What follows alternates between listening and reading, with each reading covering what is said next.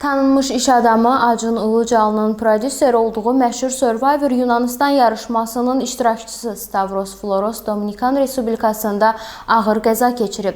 Hadisə iştirakçı nizə ilə balıq ov etdiyi zaman qeydə alınıb. Bildirilir ki, Floros dənizdə olarkən turist qayığı tərəfindən vurulub və ağır xəsarətlər alıb.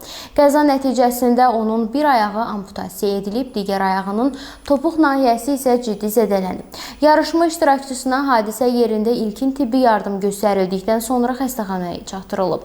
Survivor layihəsinin istehsal qrupu açıqlamasında Stavros Florosun vəziyyətinin ağır, lakin stabil olduğunu bildirib. Məlumata görə hazırda onun həyatı təhlükəsi yoxdur. İştirakçının atası da mediaya açıqlamasında oğlunun çox qan itirdiyini və sağ qalmasının möcüzə olduğunu deyib. O, təhlükəsizlik qaydalarının pozulması ilə bağlı iddiaları da təkzib edib. Hadisədən sonra yarışmanın çəkilişlərinin qeyri-müəyyən müddətə dayandırıldığı bildirilib.